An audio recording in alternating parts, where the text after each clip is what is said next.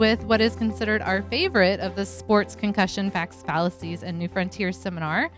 We actually get to hear directly from the athletes.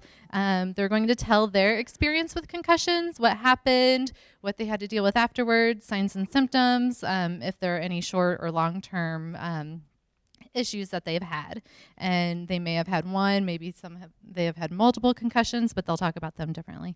And they'll take it from here. There you go. Hi, my name's Katie. I play soccer at Columbia College. So I got my first concussion in the fall. It was like the beginning of the season. It was kind of weird how it happened. There was a free kick outside our box, so I was in the wall, and I was on the end of it. So the kicker was 10 yards back, and she kicked it probably as hard as she could, and I saw it coming straight towards me, and I turned my head to the side, and it drilled me right in the side of the head. But it was weird because it didn't faze me. It didn't even hurt. I was like, wow, that's weird. I didn't feel anything. And so there's 2 minutes remaining in the half, and I finished out the 2 minutes. And the trainer saw it. It was right by our bench, so the trainer saw it. And right after, when halftime started, they immediately came up to me and was like, "What? Are you okay?" I'm like, yeah, I'm fine. It's all good. Nothing's wrong. So I went into the halftime talk, and I was bending down on my knees. And after our coach got done, I leaned back up, and I got nauseous, and the room was spinning. I was like, okay, this isn't good. Something's wrong. And I didn't want to go back out onto the field because I knew right as I got out of the locker room, the trainers were going to come up to me. And they did, and I almost lost it because I knew exactly what they were going to say. Is you can't. And then, so I almost broke down into tears, but I told them, yeah, I just got nauseous, and I don't know if I can go back out there. So they made me sit on the bench, and I watched the rest of the game, and they said that I had, a dazed look on my face, but I really didn't have any symptoms, and they just said that I had a minor concussion. And so I was like, yeah, it's not that big a deal. It's a minor concussion. I can bounce back. So the symptoms, this happened on a Friday, and it was the first week of school as well. And so the symptoms didn't really set in for me until Sunday evening. I carried on the weekend like I would, did normal stuff. And then it set in, and my family noticed behavioral changes at the dinner table. And I know Sunday night I just broke down to tears with my mom. I was like, man, my headache is so bad right now. It hurts so bad. And she called the trainer. I ended up missing 3 days of classes, and that stressed me out a lot because I'm already traveling and missing classes, and I don't want to miss any more than I have. And throughout that period, I was really tired, and I slept most of the day. I couldn't do light. I had a sheet up in my room. I was fortunate that I'm from Columbia, so I could go home and stay at home. So I was able to stay in a dark room, and so that was good. But I couldn't do any light, couldn't stay up for more 2 hours or so, and I would feel tired again and have to go lay back down. So that was a big thing. And so it was really just hard for me to the whole thing, it took me a while to recover. I try to bounce back as quick as I can, try to get into it, start running. I was one of those people, or I am one of those people that I don't like to miss stuff. So I would still go out to practice, wear my sunglasses, do whatever I can because I don't want to miss it. So it was hard for me to for somebody to tell me no, you need to stay at home, you need to rest and stuff like that. So I started progressing through the workouts and started slowly and built my way up. First day back, I was like, yeah, I can do this. And then I was like, it's not that bad. Then I began to have a headache, and I know if I had a headache, I had to start from all square one. So that was kind of frustrating. So I had to do that at least once. So I was out of competition for about a week until I got back into training with the team and really practicing. And that was huge for me. Like, I don't really want to be out for a week. I don't want somebody to tell me like I can't like do contact and stuff. So that was kind of frustrating. It was also frustrating because I was out of shape when I got back, and we're like just beginning season. You know, have multiple games, and like to get back into shape, that kind of stinks. So that was kind of big. I think the biggest thing for me was that like nobody could feel my pain, or there's no like evidence that I was injured. So like I could have been, I thought my teammates would be like, oh, maybe she's just faking it and she's not really concussed. So like nobody really saw that. So I think that was the big thing, and that why I wanted to get back so fast. But so I was out a week about for recovery, and then I got back into competition and started training with the team and stuff, and it ended up working out well. I haven't had any symptoms carry on, which is pretty good, and it was good. My professors were understanding, so it all worked out in the end. But yeah, so that's my story. Thank you, Katie.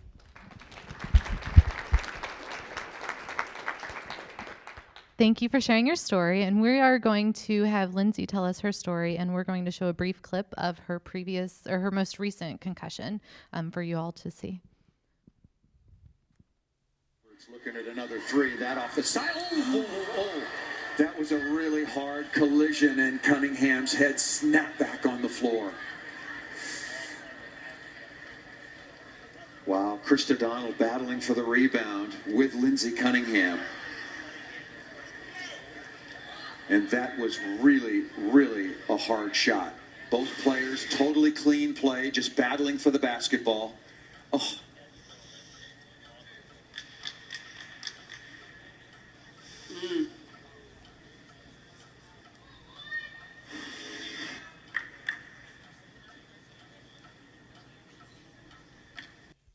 All right, there it is.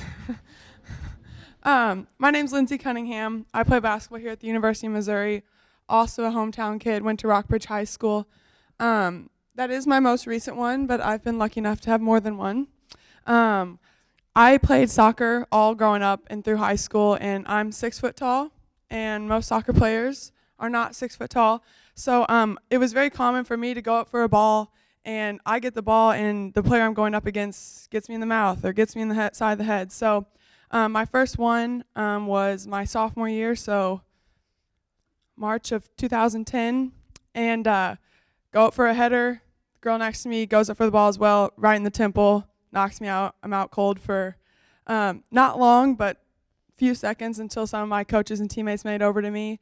So that was my first concussion. Had all the normal symptoms of a concussion, missed school for a week, followed the protocol of get my heart rate up, see if once my symptoms were gone, follow the protocol of get my heart rate up each day a little bit more and more, make sure those symptoms don't come back.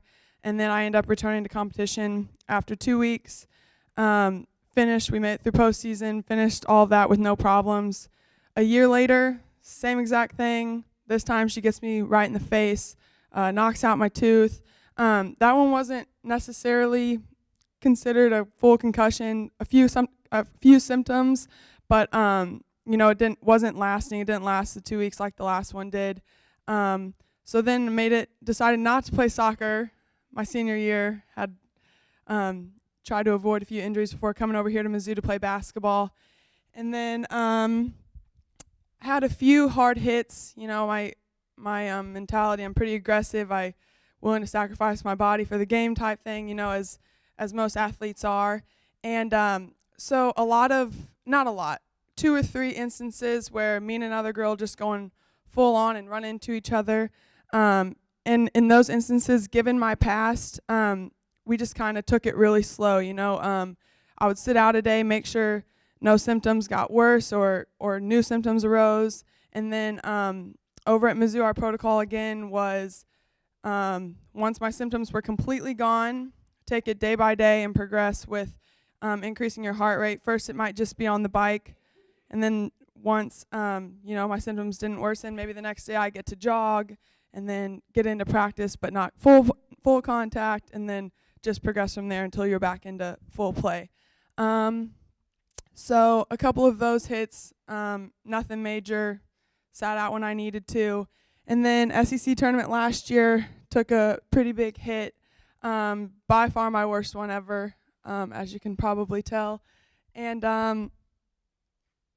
yeah, it was rough. It was, like Katie said, it's hard to be told you can't go out and play, especially when, it's tournament time.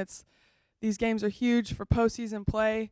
But you really have to step back, and I feel like I've done a pretty good job of this through my entire career of stepping back and realizing what's important. And I realized that there's way more to life once the ball's done bouncing that I want to be able to participate in without any problems. So that concussion, went back with all the docs, and I was like, I think I'm fine. Like, yeah, I've got a goose egg on my head, but I'm feeling okay. And he's like, why aren't you taking this Gatorade? I'm like, what Gatorade? I had a blind spot right here. He was handing me a Gatorade. I'm like, yeah, I probably shouldn't go back out there and try to play. Yeah, blind spot, numbness. I have had migraines too, and those are all my migraine symptoms. So I'm like, well, maybe it just triggered a migraine. Like, I'm good. And couldn't see the Gatorade, so that was that. I was not going back into the game.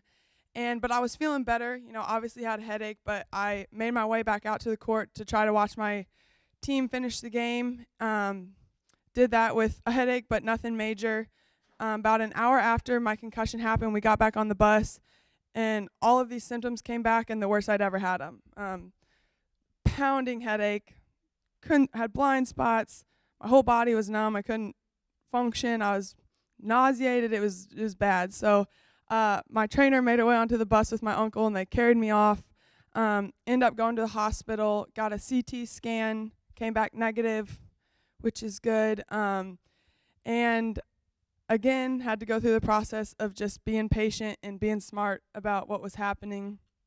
We found out about a week and a half later whether or not we made postseason. So that whole time I was just getting better with my trainer, going through the recovery process.